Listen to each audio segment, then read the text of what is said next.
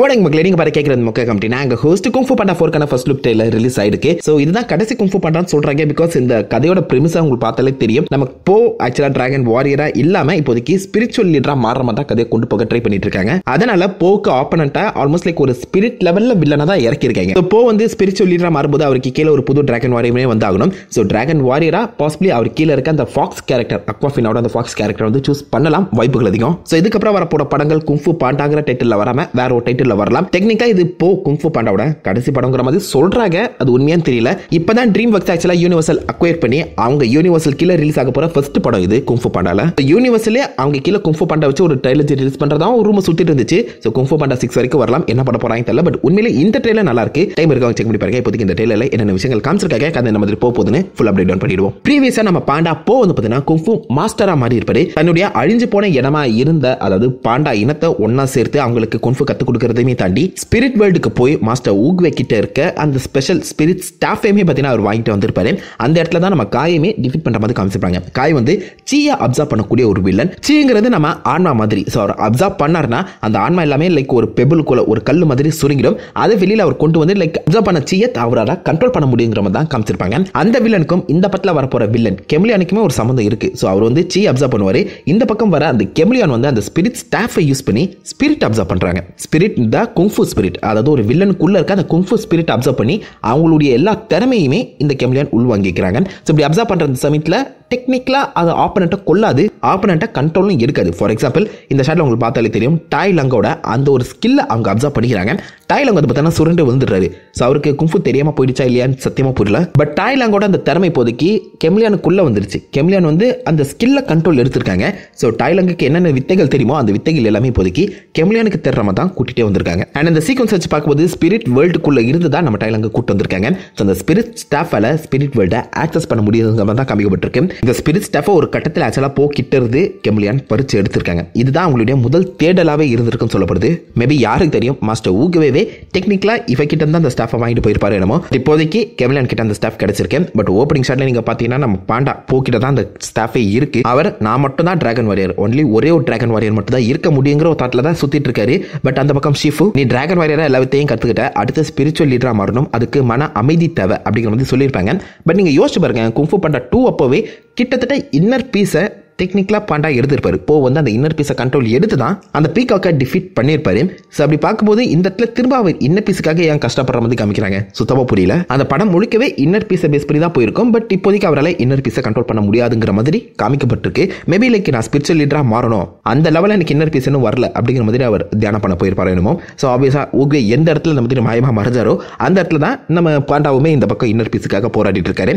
Inner பீஸ்ன்னு அவர் ஆரம்பிச்சாலும் ஃபைனலாக அவர் soya sauce ரொம்ப பசிக்குதுங்கிற மாதிரி அவர் மைண்டு சாப்பாடை தேடி தான் போகுது. ஸோ எப்போ பார்த்தாலும் போ சாப்பாடை தான் அவருடைய ஃபர்ஸ்ட் மோட்டிவேஷனாக வச்சிருக்காரு. அது மட்டும் இல்லைனா இந்நேரத்துக்கு ஆக்சுவலாக போ டிராகன் வாரியரா மாறிக்கவே மாட்டாரு. ஸோ ஸ்பிரிச்சுவல் லீடரா மாறும்போது எர்த்லி பொசிஷன் எதுத்தையுமே நீங்க கண்ட்ரோல் பண்ணக்கூடாது, அதுல இருந்து வெளிப்பட்டு வரணும். பட் போவால அதை பண்ண முடியுமா, சாப்பாடை தாண்டி அவனால வெளில வர முடியுமாங்கிறது தான் பாசிபிளி இந்த படத்தோட கதையா கொண்டு போகலாம். அப்படி ஃபர்ஸ்ட் படத்தில் அவருக்கு சாப்பாடு மோட்டிவேஷனா அமைஞ்சு டிராகன் வாரியரா மாறினாரோ, ஸ்பிரிச்சுவல் லீடரா மாறும்போது அந்த சாப்பாடே தூக்கி எறியக்கூடிய ஒரு சுச்சுவேஷன் அவருக்கு வரலாம். பாவங்க நம்ம பையன் எப்படி கண்ட்ரோல் பண்ண போறான்னு தெரியல. அதை தொடர்ந்து கெமிலியான் டாய் லங்கை கூப்பிட்டு அவனுடைய மொத்த எனர்ஜியுமே எடுக்கிறதுமே தாண்டி டிராகன் வாரியரை தேடி வந்துட்டு இருக்காரு. பட் வர வழியிலேயே தன்னுடைய மிகப்பெரிய ஆர்மியை வச்சு லைக் இருக்க எல்லா டவுனையுமே கண்ட்ரோல் எடுக்க ட்ரை பண்றாள் என்னமோ. என்ன தேடி ஒரு வில்லி வந்துட்டு இருக்கா, அவளை நான் தனியாக தான் சமாளிக்கணுங்கிற மாதிரி இப்போதைக்கு நம்ம போ அந்த வில்லியை தேடி போற அந்த வழியில தான் பாசிபிளி இந்த பக்கம் அக்வாஃபினோட அந்த ஃபாக்ஸ் கேரக்டரை மீட் பண்ணிருக்கணும்னு நினைக்கிறேன்.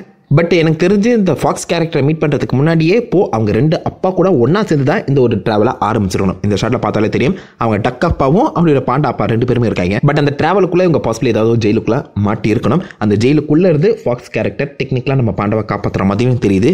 ஜெயிலா இல்லை கேசலா நமக்கு தெரியல. இந்த இடத்துல கெமிலியான் தான் இந்த மாதிரி ஒன்று தேடி வந்துட்டு இருக்கா. அவள் இருக்க இடம் எனக்கு தெரியுங்கிற மாதிரி ஃபாக்ஸ் கூட ஒன்றா சேர்ந்து அந்த ஜேர்னியை பாசிபிளி போ அண்ட் ஃபாக்ஸ் கண்டினியூ பண்ணலாம். பட் இந்த ட்ரெயிலர் முழுக்கவே நீங்கள் நல்லா நோட் பண்ணி பார்த்தீங்கன்னா இந்த ஃபியூரியஸ் 5 எங்கடா, டைகரு, மங்கி, மேண்டிஸ் இவங்களாம் எங்க?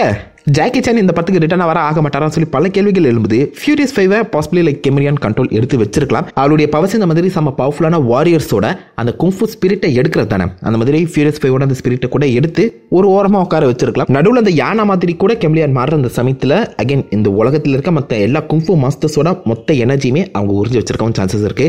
யார் தெரியும் மாஸ்டர் ஷீஃப் கூட மாட்டிருக்கோம் வாய்ப்புகள் அதிகம். ஃபைனல் டிராகன் வாரியரா நான் மட்டும் தான் இருக்கேன், என்னால் மட்டும் தான் இவங்களை காப்பாற்ற முடியுங்கிற மாதிரி அவர் கிளம்பவும் செஞ்சிருக்கலாம். இந்த சமயத்தில் அந்த ஸ்பிரிட்ஸ் பேஸ் பண்ணி தான் மொத்த கதையுமே நகரும்போது கெமிலியானை டிஃபீட் பண்ணி மற்ற அந்த குங்ஃபு மாஸ்டர்ஸோட அந்த ஸ்பிரிட்டை ரிலீஸ் பண்ணுறது மூலியமா டெக்னிக்கலாக நம்ம பாண்டா ஆக்சுவலாக ஒரு ஸ்பிரிட் ஹிட்டராக மாறிட்டாருங்கிற மாதிரி கூட கதை முடியலாங்க வாய்ப்புகள் அதிகம். பட் அந்த பக்கம் நம்ம கெமிலியானை டிஃபீட் பண்ணுறது சாதாரண விஷயம் கிடையாது. அவகிட்ட ஒரு மிகப்பெரிய ஆர்மியே இருக்கு, லைக் ஒரு ரெப்டைல் ஆர்மி இருக்கு. அந்த ரெப்டைல்ஸால உருவத்தை மாற்ற முடியுமான்னு தெரியல.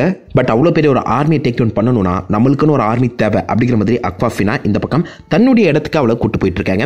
ஸோ அந்த இடத்த பார்த்தீங்கன்னா லைக் ஆல்மோஸ்ட் எல்லா கல்ச்சருமே அங்கே இருக்க மாதிரி தான் காமிச்சிருக்காங்க. எல்லா விதமான மிருகங்களும் ஒன்னா வாழ்ந்துட்டு இருக்கு. அந்த ஃபாக்ஸும் திருட்டு பசங்க இருக்க அந்த உலகத்துக்கு நான் வரவேற்கிறேன் அப்படிதான் சொல்லி கூட்டு போற அந்த சமயத்தில் பாசிபிள் இது மார்வலுக்குள்ள இருக்க அந்த மதுரைப்பூர் ஸ்டைல் ஆஃப் இடமா இருக்கலாம். எல்லா திருட்டு பசங்களும் ஒன்னா இந்த இடத்துல வாழக்கூடிய அந்த ஒரு பைரேட் வேர்ல்டா இருக்க சான்சஸ் அதிகம். அந்த வகையில் நம்ம அக்வாஃபினாவோட அந்த ஃபாக்ஸ் கேரக்டரும் லைக் ஒரு திருடியா தான் பிரசென்டே பண்ணப்பட்டிருக்காங்க.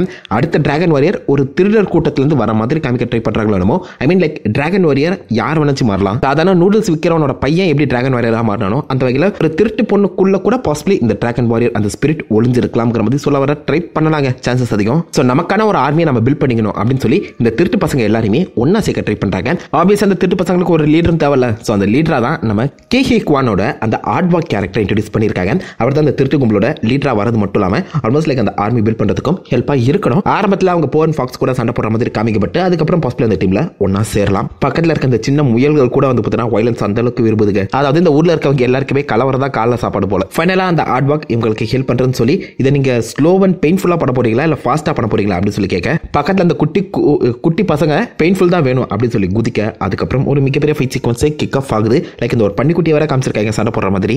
இதெல்லாம் இந்த படத்தில் என்ன மாதிரி ரோல் பிளே பண்ண போதுன்னு தெரியல, பொறுத்து பார்த்தா தான் புரியும். அதை தொடர்ந்து இவங்க எல்லாருமே அந்த கெமிலியானோட கோட்டைக்குள்ளேயே போற மாதிரி காமிக்கப்பட்டிருக்கேன். கோட்டைக்குள்ளே எல்லாருமே பார்த்தீங்கன்னா கார்டிங் பண்ண சொன்னா தூக்கிட்டு இருக்காங்க. எப்படியோ போ அண்ட் ஃபாக்ஸ் உள்ள வர அந்த சமயத்தில் காலையில நம்ம போ மொச்ச பயிர் பிரியாணி சாப்பிட்டுருப்பாரு போல காத்தை பிரிச்சு விட அங்க இருக்கவங்க எல்லாருமே இவரை துரத்த ஆரம்பிக்கிறாங்க. துரத்துற அந்த இடத்த நீங்க பாத்தீங்கன்னா முதல்ல ஒரு டன்னல் மாதிரி தான் இருக்கு. அதுக்கப்புறம் தான் இந்த சீக்வன்ஸ் வரணும்னு நினைக்கிறேன். டன்னலுக்குள்ள ஏகப்பட்ட பொறிகள் இருக்க அந்த பொறி எல்லாத்தையுமே தாண்டி நம்ம போ அண்ட் ஃபாக்ஸ் உள்ள போய் அங்க இருக்க நம்ம கெமிலியன் கூட சண்டைக்கு வரணும். பட் இந்த இடத்துல அந்த கெமிலியன் போவாவே உருமாறுற மாதிரி காமிச்சிருக்காங்க. இதுக்கு முன்னாடி டைலாங் கூட அந்த ஸ்பிரிட்டை எடுத்துட்டு அப்புறம் டைலாங்கால சண்டை போட முடியல, சும்மா தான் நின்றுப்பாரு. அவரை எதிர்த்து தான் இந்த பக்கம் கெமிலியன் சண்டை போடுற மாதிரி காமிச்சிருப்பாங்க. இந்த இடத்துல போவோட அந்த ஸ்பிரிட் எடுத்துட்டு அப்புறம் போ எப்படி அவரை மாதிரி இருக்க அந்த கெமிலியன் கூட சண்டை போட்டிருப்பாரு. பாசிபிளி இந்த இடத்துல தான் ஃபர்ஸ்ட் அவருடைய டிஃபீட் வந்திருக்கணும்னு நினைக்கிறேன்.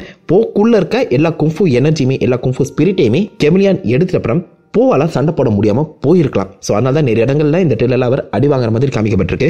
எப்படி குங்ஃபு பண்றதுங்கிற ஒரு எண்ணத்தை அவர் மறந்து தன்னுடைய ஸ்பிரிட் அவர் திரும்ப எடுக்கிறதுக்காக ஸ்பிரிச்சுவல் லீடரா மாறுற மாதிரி கதை போச்சுன்னா இன்னும் பெட்டரா இருக்கும்னு நினைக்கிறேன். அது எப்படி கொண்டு போறாங்கன்னு தெரியல. பட் பாசிபிளி ஃபர்ஸ்ட் ஃபைட் அதாவது இந்த போ வெர்சஸ் போ அந்த ஃபைட்ல போ அந்த ஸ்டாஃபையும் தன்னுடைய அந்த ஸ்பிரிட்டையும் இழந்திருக்கலாம். அதை திரும்ப கண்ட்ரோல் பண்றதுக்கு ஸ்பிரிட்டை கண்ட்ரோல் பண்ணி ஆகணும். அவருடைய குங்ஃபு ஸ்பிரிட்டை திரும்ப கொண்டு வந்தாகணும். அதை எப்படி அவர் சாதிச்சு காட்டினாரு, ஸ்பிரிச்சுவல் லீடர் எப்படி மாறினாருங்கிற மாதிரி கதையை முடிச்சிடலாம். அந்த ஸ்பிரிட் எப்போதுமே நமக்குள்ளதான் இருக்குங்கிற ஒரு எண்ணத்தை மேபி இந்த கூட இருக்க அக்வாஃபினோட அந்த ஃபாக்ஸ் நம்ம போக்கு சொல்லி கொடுக்குற மாதிரியும் அதுக்கப்புறம் நீ தான் பெர்ஃபெக்டான அடுத்த டிராகன் வாரியர்ங்கிற மாதிரி போ அந்த ஃபாக்ஸை சூஸ் பண்ற மாதிரியும் கதை முடிச்சா நல்லா தாங்க இருக்கும். பாப்பா என்ன பண்ண போறாங்கன்னு. பட் ஓவராலவே ட்ரெயிலர் செம்ம ஃபன்னா இருக்கு. குங்ஃபு பாண்டா பாக்குறதே அந்த ஃபன் அண்ட் ஆக்ஷனுக்காக தான் இந்த ட்ரெயிலர்ல நிறையவே கொடுத்துருக்காங்க. இந்த ஃபியூரியஸ் 5க்கு என்னதான் ஆச்சுக்கிறத நம்ம பொறுத்து படம் பார்த்து தெரிஞ்சுப்போம். ஸோ நீங்க இந்த ட்ரெயிலர் பத்தி என்ன நினைக்கிறீங்க? எத்தனை பேர் குங்ஃபு பாண்டா 4க்காக வெயிட் பண்ணிட்டு இருக்கீங்க சொல்லுங்க. தாத்தா மறக்காம கமெண்ட் பண்ணிட்டு மறக்காம அந்த லைக் பட்டனை ஸ்மாஷ் பண்ணுங்க. நான் உங்களை நல்ல ஒரு ஆசமான வீடியோல மீட் பண்ணேன். அது வரைக்கும் ஹேவ் ஃபன் கைஸ்.